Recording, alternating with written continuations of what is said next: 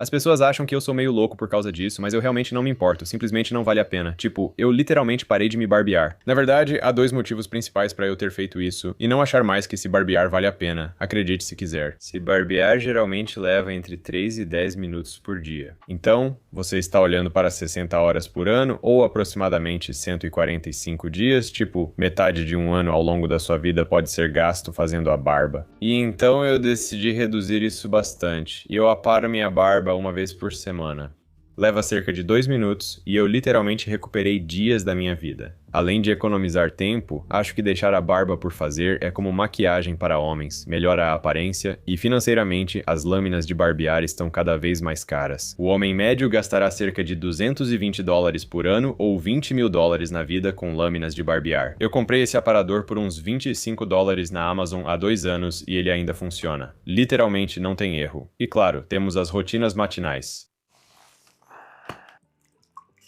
Rotinas matinais eram muito populares há alguns anos. Quase todos os vídeos da moda mostravam essas rotinas elaboradas e acabei entrando nessa. Testei todas elas. Eu tinha a leitura, os banhos gelados e toda essa coisa de manhã que eu fazia. Embora algumas dessas coisas sejam boas, percebi que rituais longos geralmente não são um bom uso do seu tempo. Não é necessário ter uma rotina matinal de 30 minutos, você pode apenas levantar, se arrumar, tomar café, ler a Bíblia e essa pode ser toda a sua rotina. Não precisa ser algo bonito. Muitas pessoas falham nas rotinas matinais e se sentem fracassadas porque viram vídeos no YouTube ou no Instagram sobre o que outros fazem. É como se ninguém fizesse isso, ou as pessoas que fazem isso não são pessoas comuns, certo? Elas fazem isso para um vídeo, ou fazem isso porque são solteiras e não têm um emprego. Quando você tem muitos filhos e coisas acontecendo, não é um bom uso do seu tempo. Tipo, meditar 30 minutos de manhã, alongar, treinar e deixar tudo perfeito. Tomar café por 8 minutos e ler 12 páginas de um livro não é realista para a maioria. E tudo bem, não vale a pena. Isso não vai transformar sua vida. Basta achar o que funciona para você.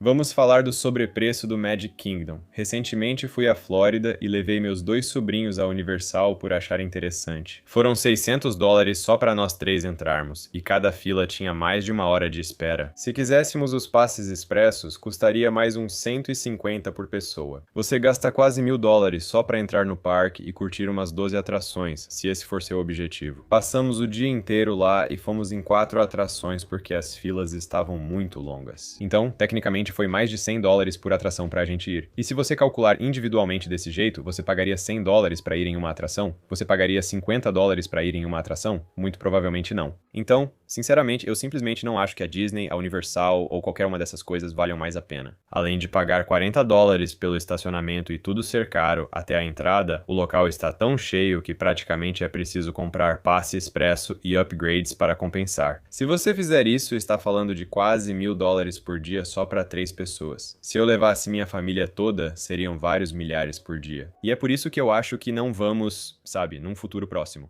O custo de seguir tendências. Eu já vi algumas tendências idiotas na minha vida. Já tivemos copos Stanley, garrafas Hydro Flask e Labubus. Mas geralmente, 6 meses depois, tudo em que você gastou dinheiro, o tempo que você passou jogando Pokémon GO, a garrafa que você tem ou o Labubu acaba parecendo meio bobo. E sempre vai ter outra moda. As empresas tentam viralizar produtos para todos comprarem, mas logo são descartados quando surge uma novidade. Isso parece um golpe. Sinto que isso não acontecia há 20 anos, mas por causa das redes sociais, sempre tem algo que precisamos deixar de lado. Ser alguém que sempre diz sim. Falamos sobre tentar acompanhar o padrão de vida dos outros e como isso não vale a pena, mas esse nem sempre é o verdadeiro problema. Às vezes, o problema é que você está tentando economizar dinheiro para poder sair do seu emprego de horário comercial, para poder viajar pelo mundo. Você tem esses grandes objetivos, mas está começando, sabe, saindo das dívidas e realmente mudando sua vida. Você leva isso a sério, mas seus amigos, com dívidas altas no cartão, não se importam. Saem para restaurantes todas as noites e sempre te convidam. Eles querem ir a shows, fazer um cruzeiro e fazer todas essas coisas, então, na verdade, é extremamente caro ser alguém que diz sim pra tudo. Tipo, nem todo mundo ganha a mesma quantia de dinheiro. Nem todo mundo tem os mesmos objetivos. Nem todos estamos trabalhando nas mesmas coisas. Então, é preciso ter muito cuidado com o seu grupo de amigos e simplesmente dizer sim pra tudo que eles te pedem ou quando te pressionam pra comprar um carro novo, tipo, ah, cara, esse seu Honda Civic, velho, você devia trocar. Você pode pagar. Qual é o problema? Você merece. Mesmo com boas intenções, quem não leva finanças a sério pode te prejudicar se você seguir seus conselhos. Eu geralmente sigo uma regra de nunca aceitar conselhos financeiros de alguém com quem eu não trocaria de lugar. Tipo, eu não vou aceitar conselhos de fitness de alguém que está acima do peso e fora de forma. Eu não vou aceitar conselhos sobre saúde mental de alguém que está deprimido. Eu não vou aceitar conselhos financeiros de alguém que está sem dinheiro. Então, só porque alguém está te incentivando a fazer algo ou você está recebendo conselhos dessa pessoa, não significa que seja algo bom. E claro, temos a queda de 1%. Acho que consultores financeiros não valem o custo para investir. Gravei um vídeo sobre isso. Para um caminho simples para a riqueza, recomendo o livro The Simple Path to Wealth. Ele só recomenda comprar fundos de índice de baixo custo. O vídeo está linkado abaixo, é bem simples. Se você paga alguém, geralmente cerca de 1% do portfólio, os percentuais mudam. Mas se você realmente tiver sucesso, isso vai te custar dezenas de milhares ou centenas de milhares de dólares ao longo de, sei lá, talvez 30 anos, para que outra pessoa faça algo que, matematicamente, provavelmente não vai superar simplesmente investir em fundos de índice de baixo custo. Simplesmente não vale a pena. Eles costumam viver de pessoas com medo de errar nas finanças ou preguiçosas para ler um livro. O novo acúmulo de assinaturas, praticamente tudo virou assinatura hoje em dia. Algumas delas são realmente úteis, são muito boas, como eu já falei sobre algumas que eu mesmo uso e que realmente gosto. O problema é quando de repente você usa todos como Netflix, Hulu, esses populares, e ainda paga pelo ChatGPT, que há alguns anos nem era por assinatura. Aí você tem o Notion IA, depois tem o Midjourney, depois tem o Grammarly e aí tem tipo qualquer outro. Nenhuma dessas coisas é ruim sozinha, mas você pode juntar tantas que nem usa todas com frequência. E você está gastando $300 por mês em assinaturas de coisas que tipo, sim, eram legais. Talvez você use por uma semana, mas será que você usa todas essas coisas o suficiente para valer o dinheiro gasto todo mês? Realisticamente, provavelmente não. Revisar e checar suas assinaturas pode gerar grande economia. Criei um reset financeiro gratuito de 7 dias, onde você descobre, em uma semana, como economizar alguns milhares de dólares ao longo de um ano, apenas cortando gastos específicos. Vou deixar aqui embaixo caso se interesse, mas todas essas assinaturas estão saindo do controle. Elas realmente se acumulam e simplesmente não valem mais a pena. Acho que vou acrescentar mais uma assinatura específica a isso, academias. Se você não usa, sabemos que não vale a pena. Além disso, estão surgindo academias muito caras, o que é loucura. Não é normal gastar $100 por mês em uma assinatura de academia. Isso não é normal. Isso não é necessário. Muitas academias boas custam de $20 a $50 por mês e 50 já é meio caro, mas pela saúde, vale a pena. Mas, novamente, há assinaturas de academia caras, sendo que você pode ter resultados parecidos fazendo flexões, correndo e se exercitando normalmente, apenas sendo ativo. E obviamente é bom ter pesos, mas você não precisa ter o melhor do melhor para tudo. E essas academias parecem que estão sempre aumentando os preços e tentando vender mais coisas. Simplesmente não vale a pena. A chamada no Zoom de $25 mil.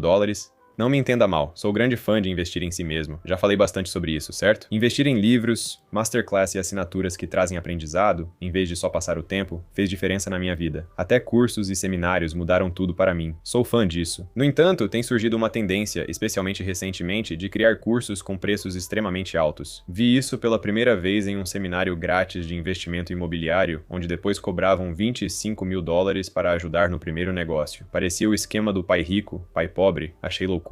Você pode achar muita dessa informação em livros. Conversar é bom, mas não vale $5 mil. Os lugares mais distantes. Sou fã de shows. Acho que ir a eventos ao vivo costuma valer o dinheiro, mas alguns ficaram tão caros que você gasta mais de $100 e ainda paga estacionamento. Você pode pagar pela comida, todo o tempo gasto para chegar lá, seja o que for. Você entra nesse evento, fica lá nos lugares mais distantes, nem consegue entender o que está acontecendo porque está muito longe. E de novo, são centenas de dólares só para ficar lá num lugar lá longe. Nesse ponto, pra mim, simplesmente não vale mais a pena. Parei de ir a jogos dos Patriots porque custa $300 para sentar tão longe que nem vejo a bola. Prefiro assistir em casa, onde vejo melhor. Posso economizar os $300, investir ou pagar um jantar para todos que conheço. Para mim, certas coisas não valem mais a pena. E não me entenda mal, eu adoro gastar dinheiro com experiências, mas os shows e eventos ao vivo estão ficando tão fora de controle que metade das pessoas lá está financiando, pagando por eles durante meses, pagando juros sobre eles. Se gastar algumas centenas de dólares por pessoa não afetar suas finanças, pode valer a pena. Caso contrário, provavelmente não compensa. Essa pode ser a maior de todas, mas o valor inflacionado do diploma. Muitas vezes você pode conseguir a educação que precisa em uma escola local, como um community college, e vai ser muito parecido com algo pelo qual você pagaria de 3 a 5 a 10 vezes mais. Além disso, muitos diplomas universitários não importam a muitas pessoas que estão cursando engenharia e várias áreas diferentes. Quando saírem da escola, a IA provavelmente já terá eliminado o emprego deles ou pelo menos mudado completamente o setor em que atuam. Não sou contra a faculdade, acho que para médicos, enfermeiros e várias áreas isso é realmente bom. Mas a quantidade de dívida que as pessoas estão assumindo, tipo, eu conheço tanta gente com tipo US$ 100.000 de dívida por causa da faculdade, simplesmente não vale mais a pena como antigamente. Então, a menos que você tenha um plano muito claro do porquê está indo para a faculdade e esteja fazendo isso da forma mais barata possível e geralmente tentando pagar tudo enquanto trabalha, eu simplesmente não acho que a faculdade vale mais a pena para a maioria das pessoas. Se gostou do vídeo, deixe um like e se inscreva. Estamos quase em 1 milhão de inscritos. Confira também este vídeo sobre como economizar dinheiro. Até a próxima semana.